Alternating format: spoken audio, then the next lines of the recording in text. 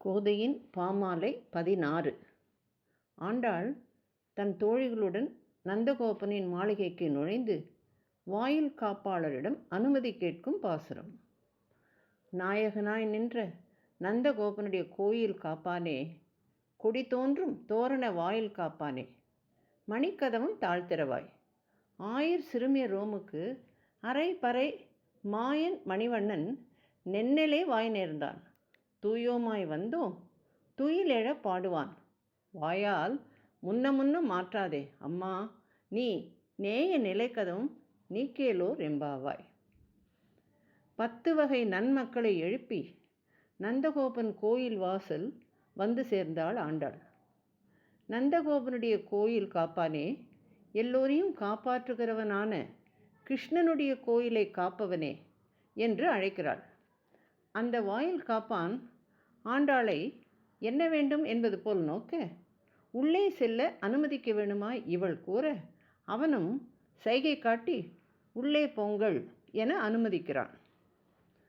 கோயிலுக்குள்ளே இருக்கிற நந்தகோபனான ஸ்ரீ கிருஷ்ணன் நாயகனாய் நின்றவன்.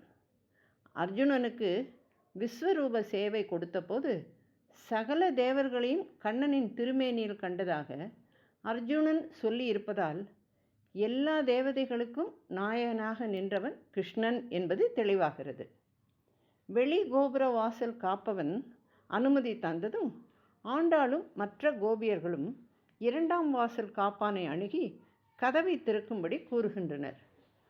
நாயகனாய் நின்ற நந்தகோபனுடைய கோயில் காப்பானே, கொடி தோன்றும் தோரண வாயில் காப்பானே, மணிக்கதவும் தாழ்த்திரவாய் என்கிறாள்.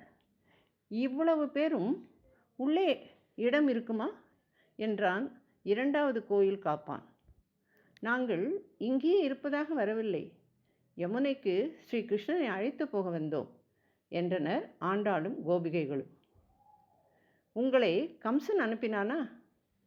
கண்ணனுக்கு என்னென்ன அபாயங்கள் வருமோ என்ற பொங்கும் பரிவாலே வாசல் காப்பான் பல கேள்விகளை கேட்க ஆண்டாள் பதில் சொல்கிறாள். கம்சன் என்னும் அந்த பாவிக்கும் எங்களுக்கும் எந்த சம்பந்தமும் இல்லை. நாங்கள் பூதநாதி போல அல்ல, நல்ல சிறுமிகள். ஆயர்குல சிறுமியர்களை எங்களுக்கு பூஜைக்கு தேவையானவற்றை தருகிறேன், நாளை வாருங்கள் என்று சொன்னான் கிருஷ்ணன். அதனால் இன்று வந்திருக்கிறோம். அதுவும் எப்படி? தூயோமாய் வந்திருக்கிறோம். நல்ல எண்ணத்தோடு வந்திருக்கிறோம். இன்றைக்கு நல்ல நாள். முதல் வந்த எங்களை உன் வாயால் தடுக்காதே. நேய நிலைக்கதவை உன் திருக்கையாலேயே நீயே நீக்கு என்று கெஞ்சுகிறார்கள். ஆயர் சிறுமிய ரோமுக்கு அரைபறை மாயன் மணிவண்ணன் நென்னலே வாய் நேர்ந்தான். தூயோமாய் வந்தோம் துயிலெழ பாடுவான்.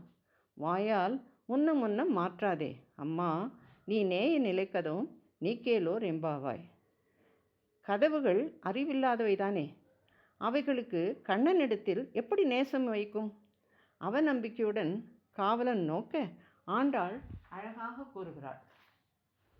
கோவில் பிரதிஷ்டை பண்ணும்போது தேவதையை கதவிலும் ஆவாகனம் பண்ணுகிறபடியால் அந்த தேவதை ஸ்ரீ கிருஷ்ணனிடத்தில் நேசம் கொண்டு கதவுகளை கெட்டியாக அணைத்திருக்கும்படியும் செய்யலாம்.